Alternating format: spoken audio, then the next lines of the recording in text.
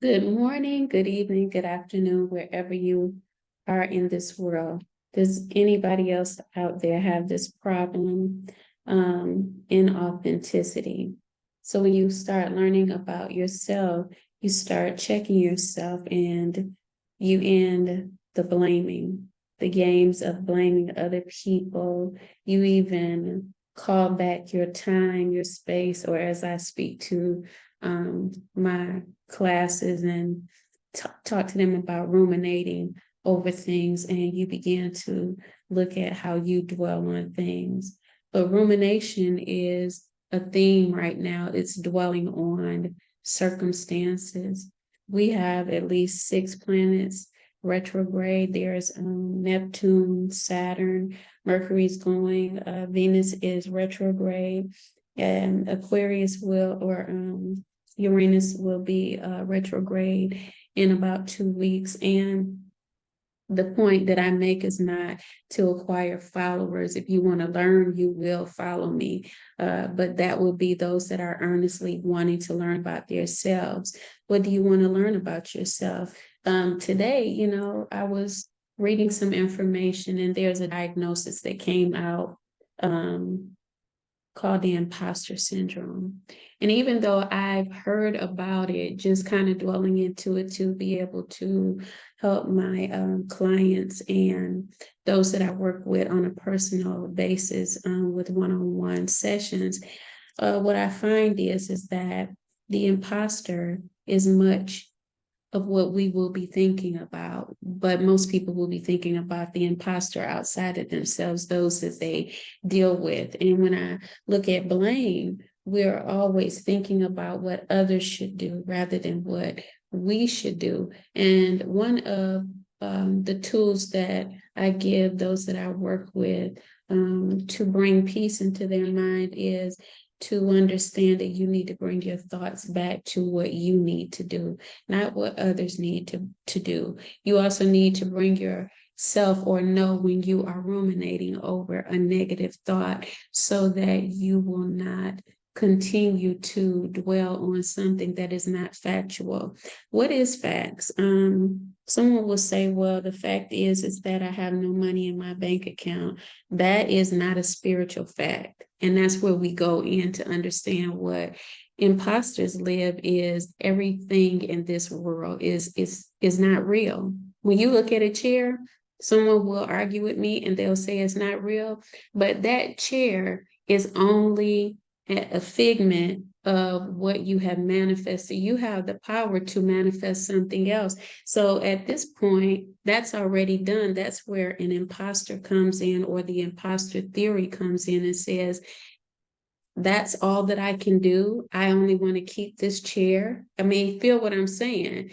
Can I manifest something else? Because if you settle for that chair that you've already manifested, or the bedroom, and that's just a material item, let's go deeper, then that's all you get. But if we go deeper and we look at someone that is functioning on a material level, physical level, and saying that because I have all these material things, I'm great, but inside every day they feel like nothing. This is where you have the imposter again, holding on to something that's not tangible. Life is moving every day. Here we are in retrograde. We're reflecting over things that we did, things that we have not done. Would you choose to do the things that you have not done? Because familiar is where you get bored. Familiar is where a person is stuck. Familiar, meaning that you know how to do that. Challenge yourself. Overcome the fact that you have thought, I don't want to be challenged anymore. I don't want to go through any more adversity. Overcome that and understand at this time, somebody is sleepy, somebody is tired, and they can't shake the universe's feelings and emotions. They have to heal some things. They're overreacting to things.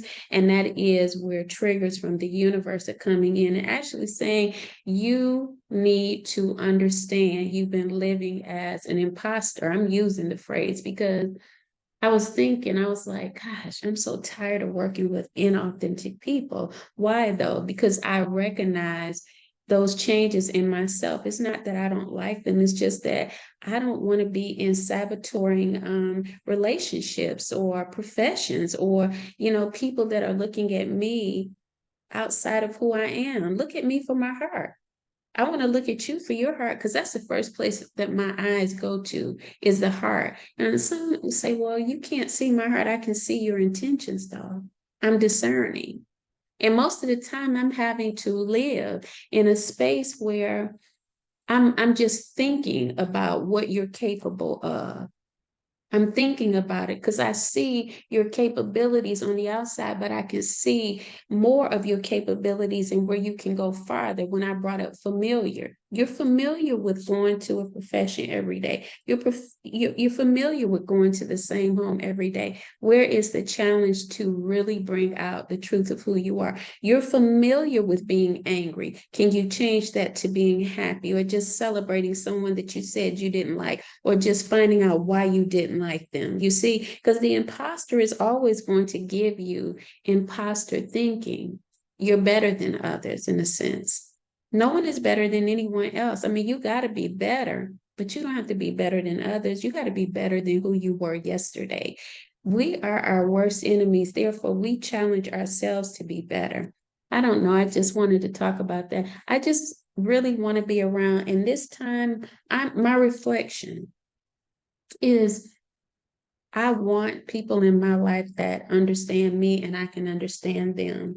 I can accept them. We can agree to disagree and keep it moving without shutting down the relationship. We're here to make each other better rather than cut each other down.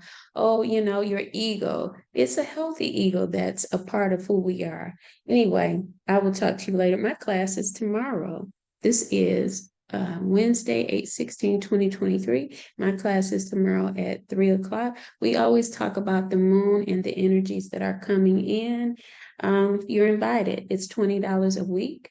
Thank you for being a part. Thank you for sharing. Have a wonderful day. Tell me how you're feeling in this reflective time where we have, I didn't name off all of the planets, but where we have all of these planets, because Scorpio, its energy in the eighth house is retrograde.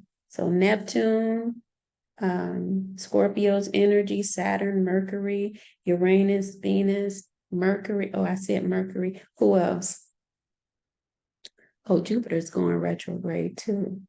Anyway, there you have it. We're going back. But can we bring something forward that we haven't done, or a new attitude, a new way of thinking? Acceptance. I mean, if all the world was more appreciative of one another, we would definitely have a better world. All right, blessings. Bye-bye.